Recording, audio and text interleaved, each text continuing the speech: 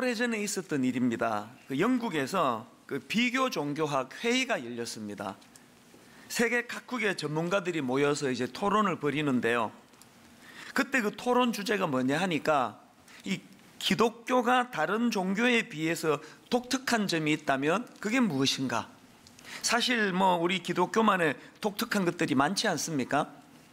성육신 사건이라든지 예수 그리스도의 부활 사건이라든지 또 예수님의 승천 이런 여러 가지 그 기독교만이 가진 독특한 교리들이 참 많은데요. 이제 전문가들이 이제 하나하나 이제 이런 항목들을 가지고 그 점검을 하고 살펴보는데, 그러고 있는데 이제 그 C.S. 루이스라는 유명한, 우리도 알고 있는 C.S. 루이스라는 영국 작가 겸 교수님입니다. 이분이 이제 그 회의장에 들어온 겁니다. 지금 무슨 토론을 하고 있습니까? 그랬더니 이제 전문가들이 이렇게 이야기를 하는 겁니다. 이 기독교 신앙을 유일하게 만드는 것이 무엇인가를 놓고 토론을 벌이고 있는데 아직 결론을 못 내리고 있습니다. 그런 이야기를 했더니 이 C.S. 루이스가 이렇게 대답합니다. 그거 간단합니다. 은혜입니다. 은혜야말로 기독교 신앙을 유일하게 만드는 독특한 교리입니다. 그 이후에도 이제 여러 전문가들이 한참 토론을 벌인 후에 결국은 이 C.S. 루이스의 말이 맞다, 은혜다, 그런 결론을 내렸다는 겁니다. 그러고 보면은 불교에서 말하는 그 피 안에 이르는 8가지, 또 힌두교에서 말하는 인과응보의 교리, 또 이슬람에서 엄격하게 다루는 계율, 그리고 또 우리가 잘 아는 유대교에서 강조하는 율법, 이 모든 것들의 공통점이 다 뭡니까? 인간의 행위를 강조하는 거 아닙니까? 그런데 유일하게 기독교만이 그런 인간의 행위가 아닌 값없이 주어지는 하나님의 은혜, 이게 우리들만의 독특성이라는 겁니다. 최근에 저는 이 은혜가 이긴다, 이런 제목의 책에서 방금 설명해 드린 것들을 딱 한 문장으로 요약해 놓은 걸 제가 읽은 적이 있는데 한번 들어보십시오. 모든 종교는 무엇인가 하라, 그러면 신이 용납할 것이다 라고 말하지만 하나님은 다 이루었다 라고 말씀하십니다. 참 재밌게도요, 여기에 이제 모든 종교는 무엇인가 하라, 여기에 괄호를 하고 영어로 do 이거를 넣어놨고요. 또 하나님은 다 이루었다라고 말씀하신다고 여기에 괄호를 하고 영어로 done. 그래서 이게 do라는 단어하고 done이라는 단어가 갖고 있는 이게 확 와닿는 거예요. 모든 종교는 우리가 뭘 하기를 원합니다. 그리고 또 그거에 따라서 평가가 이루어진다고 이야기하는데, 하나님은 내가 다 했다, 다 이루었으니까 그런 걸로 애쓰지 마라, 이게 은혜거든요. 제가 앞에서 인용했던 그 C.S. 루이스의 일화는 옥하는 목사님께서 그 교회갱신협의회라고 그 목회자들 모임이 있는데, 그때 목사님이 그 강의하셨던 그 강의에서 제가 이 일화를 들었거든요. 근데 나중에 보니까 이제 목사님도 이제 어느 책에서 인용한 거였지만, 그때 그 목사님이 그 설교 시간에 그 설교 본문으로 잡았던 게 고린도전서 15장인데요. 자, 여러분 고린도전서 15장 8절에서의 바울의 이 고백을 한번 들어보십시오. 맨 나중에 만삭되지 못하여 난 자 같은 내게도 보이셨느니라. 지금 여기서 이 내게도 보이신 사건, 이게 은혜라고 하는데요. 그럼 지금 내게도 보이셨느니라 할 때, 이 내게 할 때 나는 어떤 상태인가를 바로 그 다음 9절에 보면 알 수 있습니다. 바울이 이렇게 이야기합니다. 나는 사도 중에 가장 작은 자라. 나는 하나님의 교회를 박해하였으므로 사도라 칭함받기를 감당하지 못할 자니라. 은혜가 뭡니까? 만삭되지 못한 자처럼 부족함이 많아서 인정받지 못할 내게도, 나 같은 자에게도 임하는 거, 그게 은혜고요. 은혜가 뭐라고요? 하나님의 교회를 핍박해가지고요, 자격을 잃어버린 나 같은 내게도 임하는 그게 은혜래요. 그래서 바울은 10절에서 그러나 내가 나된 것은 하나님의 은혜로 된 것이니, 내가 나된 것은 하나님의 은혜로 된 것이니 내게 주신 하나님의 주의 은혜가 헛되지 아니하여 내가 모든 사도보다 더 많이 수고하였으나 내가 한 것이 아니요 오직 나와 함께 하신 하나님의 은혜로라. 그러고 보면 바울은 평생 자격 없는 나 같은 것 내게도 임하신, 주의 교회를 핍박하고 예수 믿는 사람 잡아 죽이고 이런 악한 전력이 있던, 그래서 자격 상실이다 말씀하셔도 할 말이 없던 나 같은 그대도 내게도 임한 그거, 그래 이 은혜에 대한 감격이 바울은 늘 용솟음 쳤다는 겁니다. 오늘 본문 로마서 11장 5절 6절에서도 마찬가지 아닙니까?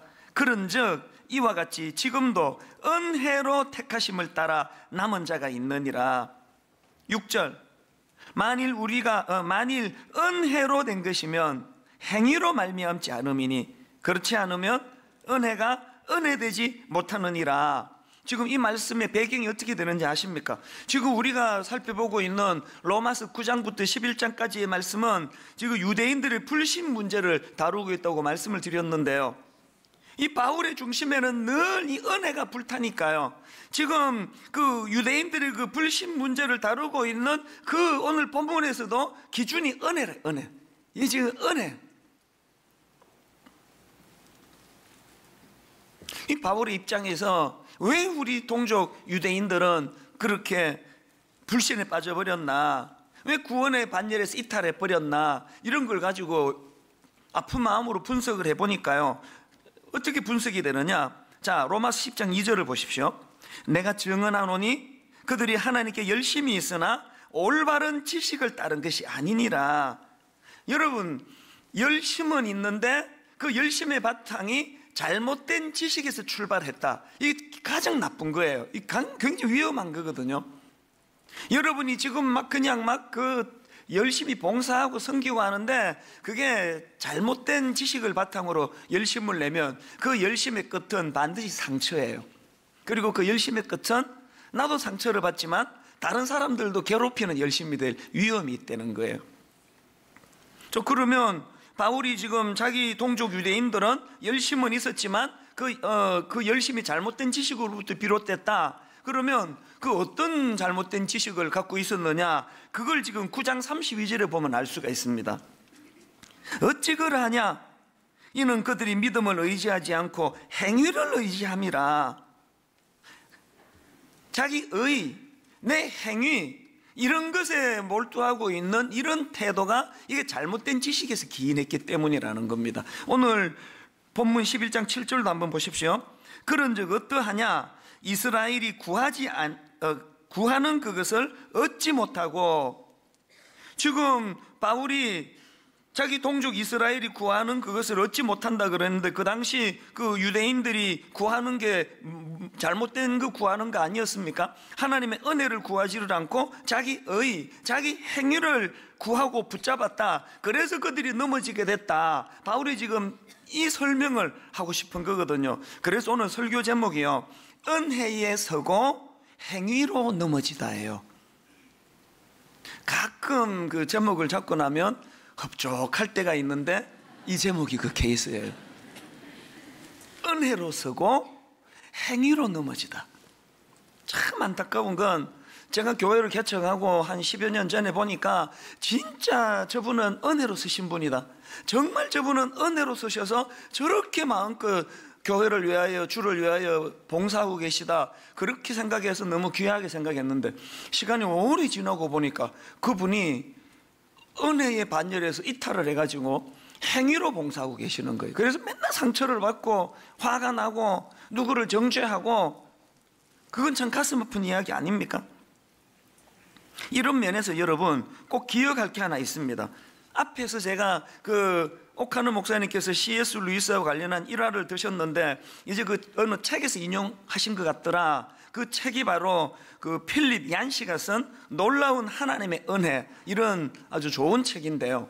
그 책에서 이제 그 일화를 따오셨더라고요. 보니까 그 책에서 필립 얀시가 이런 말을 합니다. 은혜란 하나님의 사랑을 더 받기 위해 할 수 있는 일이 아무것도 없다는 뜻이다. 야, 저는 이 짧은 문장 하나가요, 올 한 해 내가 붙잡아야 될 말씀처럼 느껴지는 거예요. 다시 한번 들어보세요. 은혜란 하나님의 사랑을 더 받기 위해 할 수 있는 일이 아무것도 없다는 뜻이다. 또 그 다음에 또 반대로 또 한번 들어보세요. 은혜란 또 무엇으로도 하나님의 사랑을 약화시킬 수 없다는 뜻이다. 인위적으로 노력해서 하나님의 사랑을 받아내는 일이 불가능하듯이 내가 뭐 좀 잘못하고 실수하고 죄 짓는다고 해서 그것이 그냥 사라져버리는 게 그게 은혜가 아니라는 거 아닙니까?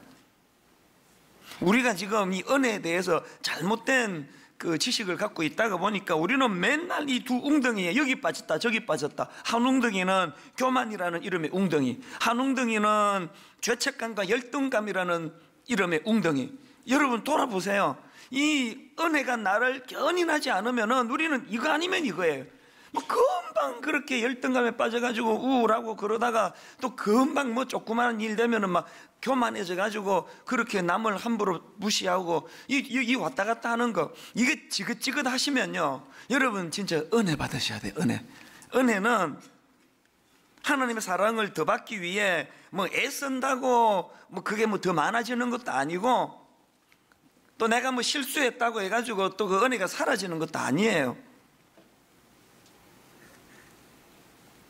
저는 여러분들이 예수 그리스도가 십자가를 통해 마련해 주신 이 복음, 이 십자가의 은혜, 이 은혜가 여러분 내면에 잘 자리 잡음으로 말미암아 자기 의를 의지하고 행위를 의지하는 사람들이 늘 이쪽 웅덩이 이쪽 웅덩이에 빠지는 그런 참 가슴 아픈 일이 일어난다면, 여러분은 이쪽도 아니고 그쪽도 아니고 그저 은혜를 바라보면서 견고하게 그렇게 흔들림 없는 그런 신앙생활을 영위하게 되시기를 바랍니다. 그러려면은 여러분 이렇게 맹숭맹숭 신앙생활하는 거 그 진짜 위험합니다. 바울처럼 자격 없는 나, 만삭되지 못한 참 부족한 나, 교회를 핍박했는데 자격을 잃어버렸는데 이 은혜에 대한 감격이요. 제가 가끔씩 인용해 드리지만 제가 초등학교 또 중학교 초반에 이럴 때 우리 윗대 어른들을 생각하면 그 은혜의 감격이 진짜 컸던 것 같아요. 옛날 어른들은 정말 순수하셨던 것 같아요.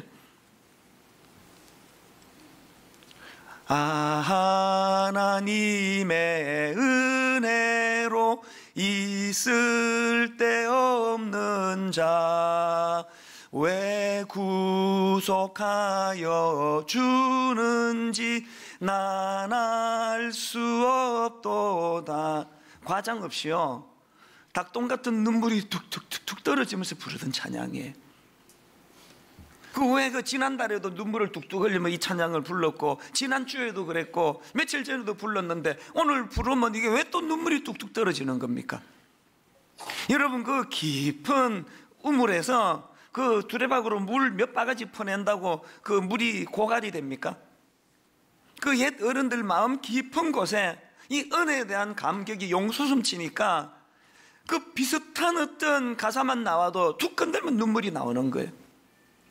이제 오늘 여러분, 저나 여러분이 이제 그 우리가 불러야 될, 우리가 감격해야 될, 그래서 정말 새해에는 하나님 내 심령에 예수 그리스도의 은혜, 이 은혜가 나를 견인하는 인생, 그리고 그 은혜에 대하여 늘 감사하고 늘 감격하고 늘 기뻐하는,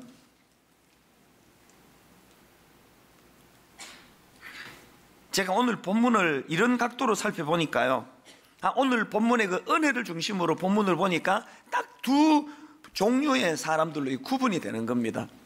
똑같은 유대인들인데도 한 부류는 바울처럼 그 은혜, 이 은혜를 중심으로 하나님 주시는 은혜에 대한 감격이 자기 삶에 넘치도록 하는 그런 부류의 사람들이 있고요. 그런가 하면은 나머지 한 부류는 대다수의 유대인들처럼 자기 의를, 자기 행위를 의지해가지고 그렇게 그 드라이해지는 건조한 인생을 살아가더라는 거예요. 그래서 제가 오늘 이 본문 말씀을 가지고 오늘 본문에 등장하는 이 두 부류의 특징, 또 그 차이점, 이런 것들을 좀 말씀을 드리려고 하는데요. 자, 여러분, 첫째로요, 은혜의 감격으로 사는 인생의 특징이 뭐냐? 여기 대부분의 그리스도인들은 이 첫 번째 항목에 해당되기 때문에 여러분 점검해 보셔야 됩니다.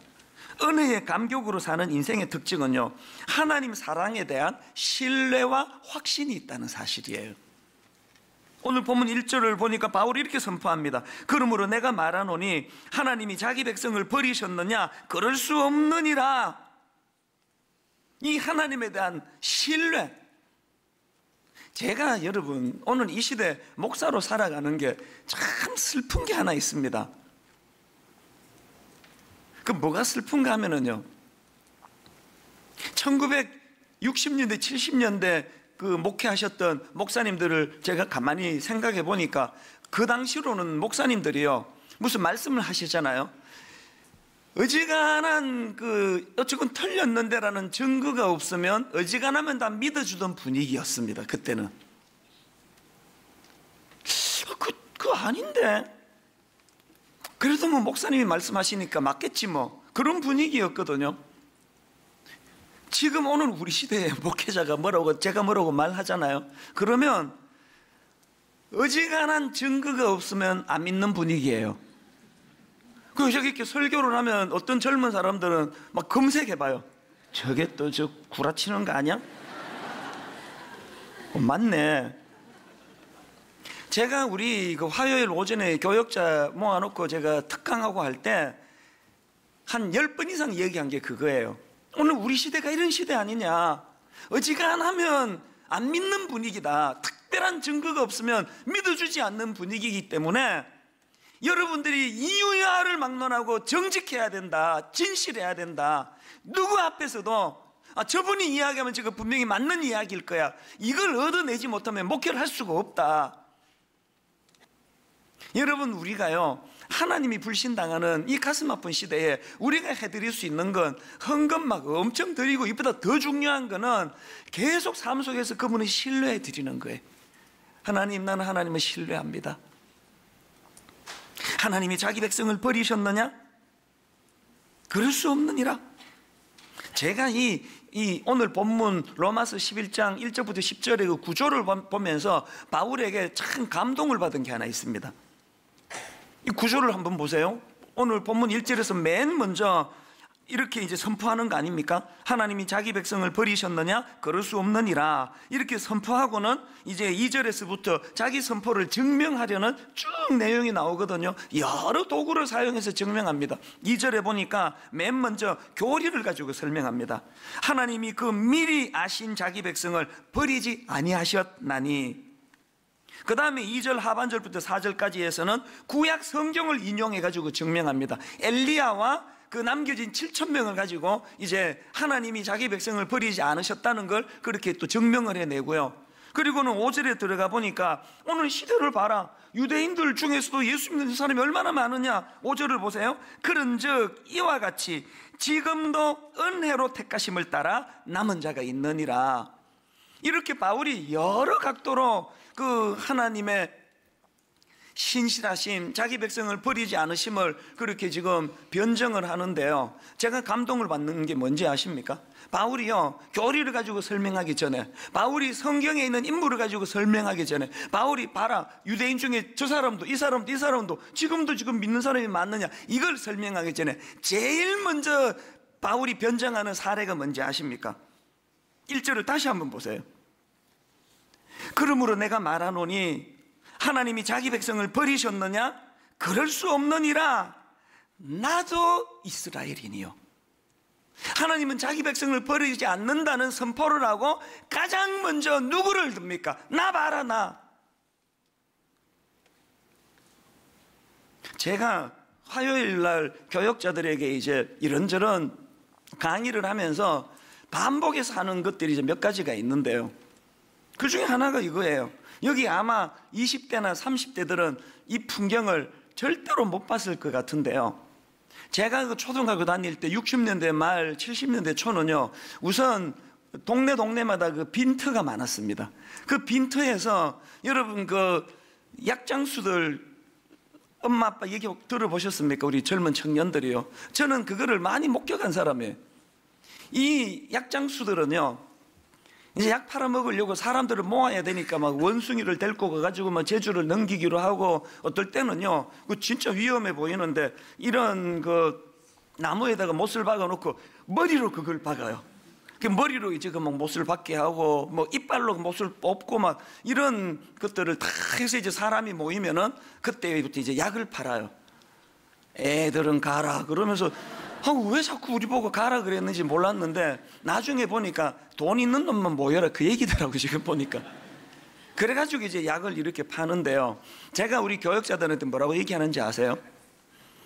그 약장수들에게 특징이 하나 있는데, 그 약장수는요, 자기가 파는 약을 절대로 안 먹는다는 사실이에요. 약장수 그 약 안 먹습니다. 왜 안 먹을까요? 가짜라는 걸 자기가 제일 잘 알거든요.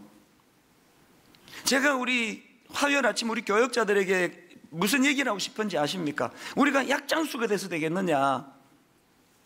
하나님 은혜가 뭔지 난 경험도 못 해보고, 마음에 불같이 일어나는 그 은혜에 대한 감격이 이 죄의 유혹을 꺾을 수 있는 능력이더라는 거, 이건 뭔지도 모르고 그냥 약장수처럼 그렇게 자기는 약간 믿지도 않으면서 그래서 되겠느냐? 사랑하는 우리 후배 목사님들, 우리 약장수 되지 맙시다. 내가 선포하는 그 약을 내가 담대하게 먹고 내가 변화가 일어나고. 바울의 귀함이 뭐예요? 바울이 그 이론적인 교리를 가지고 설명하기 전에, 엘리야라는 구약의 인물 남겨진 7,000명을 사례로 들기 전에, 지금도 유대인들 중에 예수 믿는 수많은 사람이 있다는 걸 끄집어내기 전에 가장 먼저 나도 이스라엘인이라고, 내 변화되는 걸 보라고, 내 안에 복음의 능력이 작동되는 걸 보라고, 내 안에 이 구원의 감격 때문에 은혜가 나를 견인할 때 가슴 터질 것 같은 감격이 용수숨치는 여러분, 나를 보십시오. 어떻게 하나님이 유대인들을 버렸다고 생각할 수가 있습니까? 여러분, 한 주간 마음이 낙심이 될 때, 너무너무 답답할 때, 여러분 안에 있는 이 은혜의 감격이 작동이 돼서 그걸 이길 수 있는 힘이라는 걸 좀 맛보면서 그렇게 사시면 좋겠습니다. 그래야 우리가 약장수가 되지 않잖아요. 세상에 가장 비참한 게 자기도 못 믿으면서 돈 벌려고 그 남한테 팔아먹는 약장수가 가장 못된 거 아닙니까? 그 내가 경험한 복음, 내가 경험한 은혜의 능력, 내가 경험한 은혜의 감격, 우리가 이걸 맛보고 살아야, 그래야 어떤 경우라도 하나님을 신뢰할 수 있는 힘이 생긴다는 사실이에요. 여러분 다 아시지만 고린도후서 12장에 바울이 그 육체의 가시라고 표현하는 그게 간질인지 안질인지 모르지만 너무너무 그 자기를 괴롭히는 그 문제를 가지고 하나님께 구하는데 하나님이 응답을 안 해주세요. 네 은혜가 네게 족하다. 이 시험 들기 딱 좋은 말씀 아닙니까? 그런데 여러분, 이렇게 시험 들기 딱 좋은 네 은혜가 네게 족하다 그렇게 말씀하시는 말씀 앞에 바울이 어떤 반응을 보입니까? 9절 하반절을 한번 보세요. 그러므로 도리어 크게 기뻐함으로, 이 정신 나간 사람 아닙니까? 네 기도 응답 안 됐다, 미안하다, 난 네 그대로가 좋다고 생각한다. 그랬더니 낙심하는 게 아니라 내가 도리어 기뻐함으로 나의 여러 약한 것들에 대하여 자랑하리니. 정신 나간 사람이 아닌 게요, 왜 그럴 수 있었는가를 그 끝부분에 분명히 이야기를 하잖아요. 왜 그렇다고요? 왜 자랑한다고요? 이는 그리스도의 능력이 내게 머물게 하려 함이라. 내 경험해 보니까 내가 약할수록 은혜의 감격이 능력이 되더라. 이건 저도 경험하는 거예요. 여러분, 제 경험상요, 저의 낙심은 전부 하나님의 희망이 되더라고요. 저의 낙심이 왜 하나님의 희망이 되는지 아십니까? 힘이 빠지니까, 내가 초라해지니까 은혜를 붙잡게 되더라고요. 은혜를. 전에 한번 말씀드렸던 최용덕 간사님 기억나시죠? 이 찬양을 만드신 분요, 하나님 한 번도 나를 실망시킨 적 없으시고 언제나 공평과 은혜로 나를 지키셨네. 왜 저 찬양이 저에게 그렇게 감동이 된다고 말씀을 드렸던가요? 저 이론으로 그냥 책상에 앉아가지고 문학적으로 쓴 게 아니고요, 놀랍게도 저 찬양을 만든 그 최용덕 간사님의 딸아이가 어린 초등학교 때 발병해가지고 사춘기 16인가 그 나이에 그 병으로 목숨을 잃어버리는 절망을 경험한 분이 쓴 찬양이란 말이에요. 억장이 무너지는 그 어린, 눈에 넣어도 아프지 않은 딸 자식을 먼저 하나님께 보내드리는 억장이 무너지는 고통을 경험했던 이분이 2절에서 쐐기를 박는 가사를 거기다 넣었잖아요. 지나온 모든 세월들 돌아보아도 그 어느 것 하나 주님의 손길 미치지 않은 것이 전혀 없습니다. 어떻게 이런 고백이 가능하냐고요? 은혜의 능력이 그런 거예요. 그 과정에서 절망만 있었던 게 아니라는 걸 알 수 있는 거 아닙니까? 고통의 눈물이 펑펑 쏟아지는 것만 있는 것이 아니라 하나님의 은혜는 이렇게 육신의 연약함으로 내 딸아이를 먼저 보내는 그 아픈 마음에도 어떻게 할 줄 모르는 무기력한 한 인생을 향하여 어떤 하나님의 복음의 놀라운 능력으로 그를 만져주시고 치유해 주시면 저런 담대한 고백을 할 수 있느냐고요. 그래서 여러분, 우리도 바울처럼 또 그 최용덕 간사님처럼 하나님을 신뢰하되 어디까지? 이사야 49장 15절 16절까지요. 여인이 어찌 그 젖먹는 자식을 잊겠으며 자기 태에서 난 아들을 긍휼히 여기지 않겠느냐? 그들은 혹시 잊을지라도 나는 너를 잊지 아니할 것이라. 내가 너를 내 손바닥에 새겼고 너의 성벽이 항상 내 앞에 있으리니. 어떤 경우라도 하나님은 날 버리지 않으신다는 이 확신을 가지고 하나님을 신뢰하며 그렇게 혼미한 세상을 살아간다면 새로운 힘과 능력이 생겨날 줄로 믿습니다. 두 번째로요, 또 한 부류의 이제 유대인들이 나오는데, 대다수의 유대인들이 가졌던 특징이 뭐예요?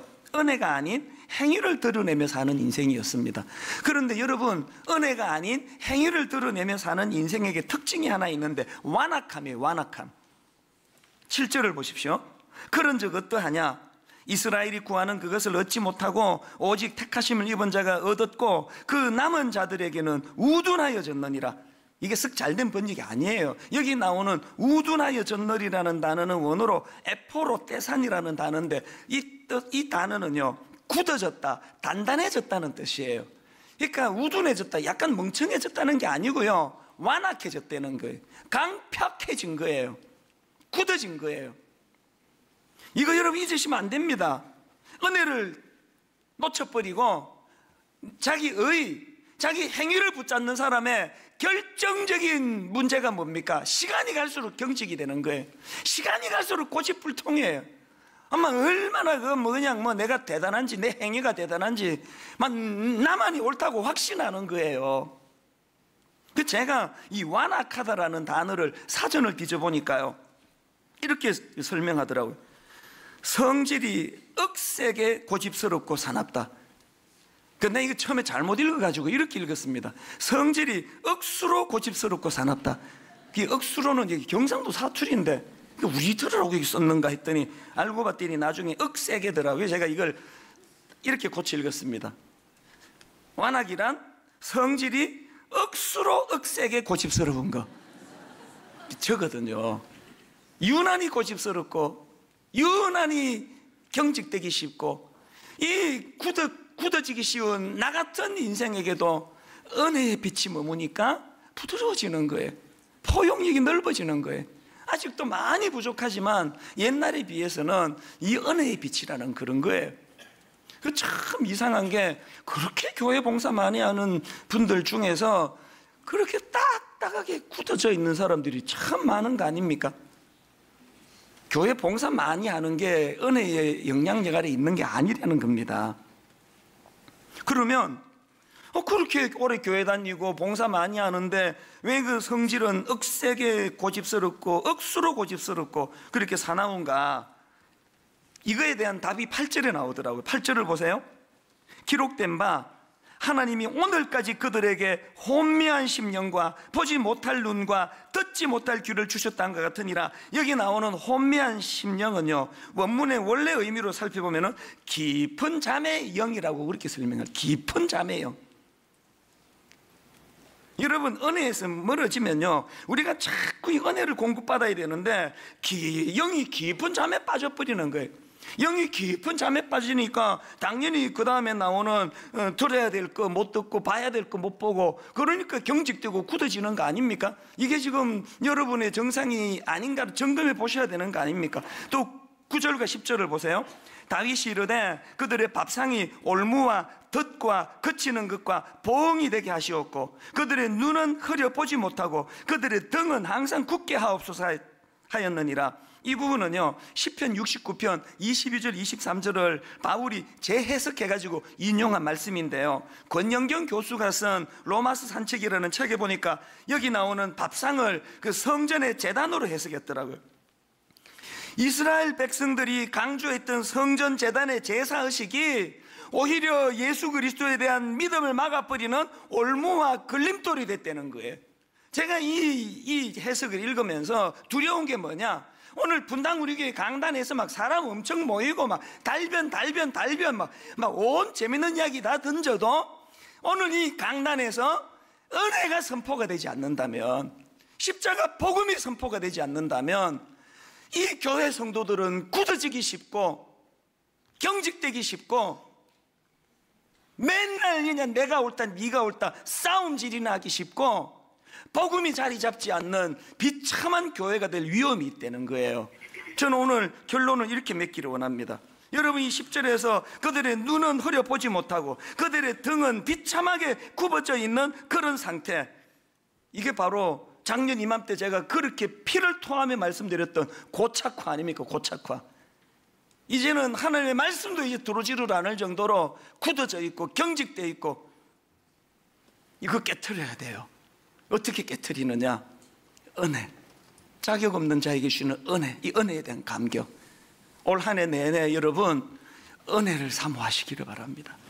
우리 주 예수 그리스도의 은혜와 하나님 아버지의 다함없는 사랑과 성령님의 감동, 감화, 위로교통 충만하심의 역사가 은혜에 기뻐하고 은혜에 감격하며 은혜가 가져다 주는 그 하나님 사랑에 대한 신뢰와 확신, 확정된 마음을 가지고 그렇게 한 주간을 승리하며 달려가기로 다짐하는 모든 주의 자녀들 머리 위에 지금부터 영원토록 함께 하시기를 간절히 축원하옵나이다. 아멘.